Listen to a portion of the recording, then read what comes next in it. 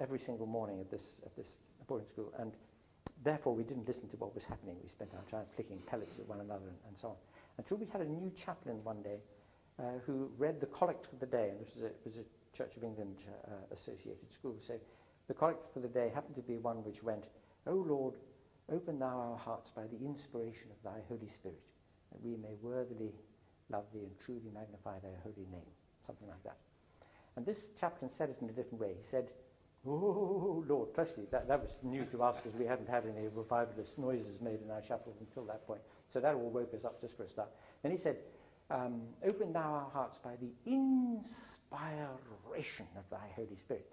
Now, by the sheerest coincidence, just the preceding week, I've been reading a bit about the Greek view of inspiration, of how the muses breathed into you the poetry. I mean, that chap Homer, how could he have written that poem? You know, you could see him weeding his garden every day. He doesn't look, you know, this divine input must really have been from outside. So I went up to the chaplain after and I said, "Inspiration." I said, "That's a very interesting concept. Give me something to read about this Christianity business and let me have a look at it." It would have to be not too long before the end of a term. And he gave me quite an interesting set of things to read. He said, "Read Dostoevsky's Notes from Underground. Read Honest to God by Bishop Robinson. You may remember it was a very popular book back in the 60s. Read the Epistle to the Romans, a great converting epistle, you know, converted lots of people." Anyway, I was a very studious little chap, and I went off and I read all these things. And when I'd done so, I went back to him. I said, "Okay, I've read everything you asked me to read, and I have a question for you. And the question is, how can you believe all this stuff?"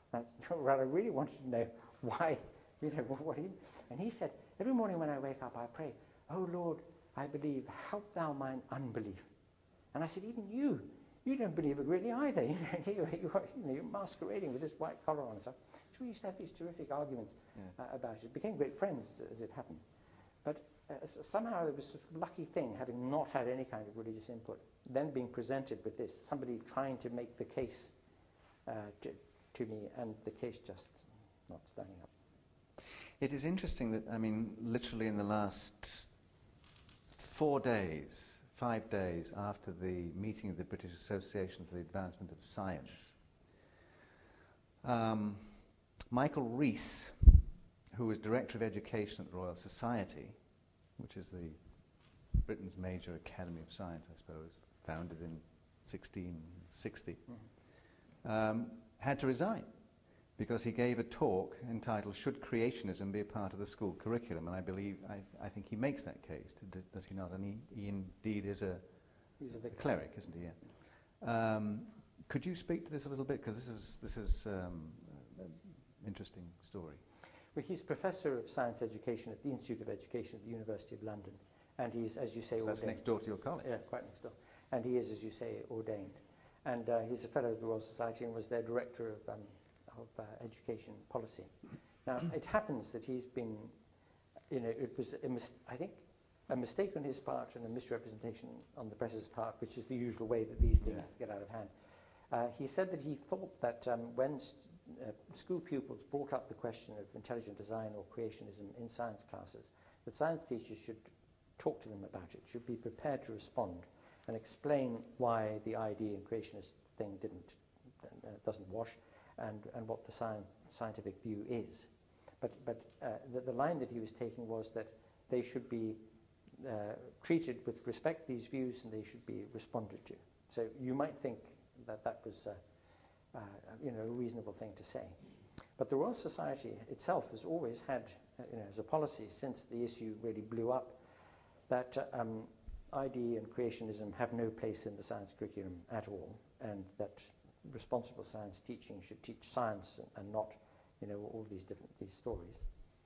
And other people have commented, as I've myself done, that of course school children should be taught about the religions and the mythological traditions and the legends on a comparative basis as part of history or social studies or something.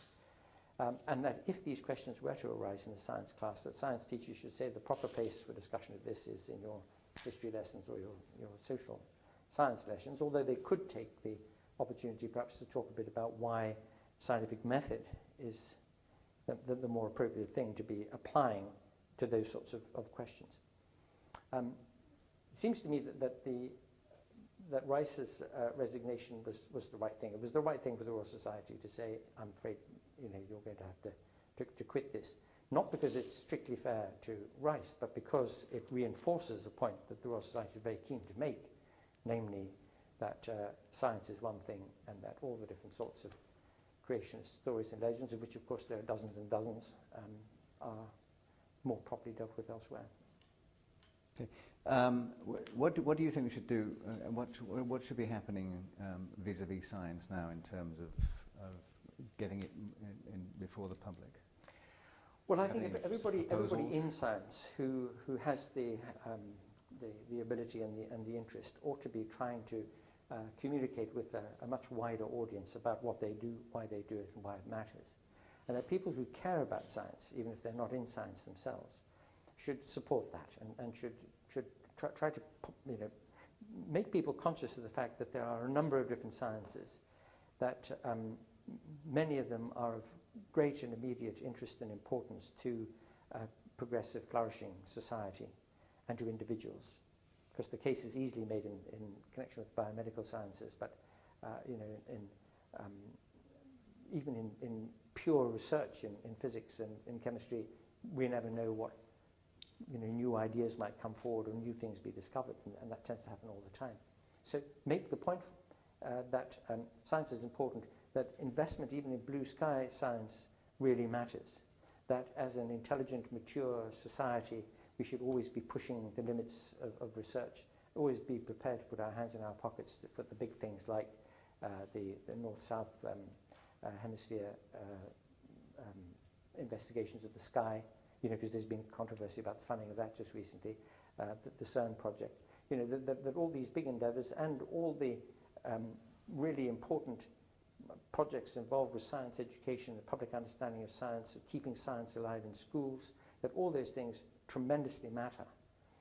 Why they matter, say something about the history, because the history of science is very exciting, and the preparedness of governments and societies as a whole, really to fund this properly and make it work and put their shoulders to the wheel. That I think is what we need to be saying now, because so long as the caricature view prevails, and so long as there's this polarized debate between religion as if that were one thing and science as if that were one thing goes on, what we're going to get in the end is a very evacuated, a very tenuous understanding of both sides of the argument. Do you have children? I do. I have rather a superfluity of them. I've got 4 from 2 marriages. Okay. Any scientific inclinations there, or yes, my eldest child read mathematical physics at Edinburgh, and my third one, who has just gone off to boarding school now, is very interested in mathematics. Do you, if you think back, another of these difficult questions, I know, can you name who's the smartest person you've ever met and who's the wisest person you've ever met?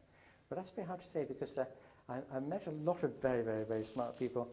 Of course, having had the very great pleasure of spending some time both as a student and as a teacher at Oxford, I met a tremendous number of smart people there, taught by a lot of smart people there. One of them is sitting in the audience right now, Jonathan Glover, whose lectures, by the way, were a tremendous pleasure to attend. Wise people, wisdom and smartness and wisdom and education and wisdom and anything else don't always go hand in hand.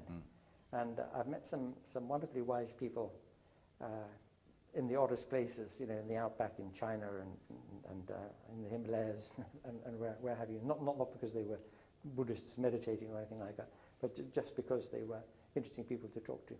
But I suppose really the wisest person I ever knew was a great aunt of mine, who, now you see that there is a detachment between wisdom and knowledge. She believed in reincarnation, took up the piano in her 80s in the hope of having a head start on everybody else next time round. But it was sort of independently of that, her general take on life and her sort of rather generous and expansive view about human foibles, which I think was the very essence of wisdom. Okay. One final thing. What are you optimistic about? Well, frankly, I'm optimistic about this humanity of ours. I'm optimistic that that despite the fact that there are quite a few bad people around, and you know, quite a lot of and that we are all of us at different times capable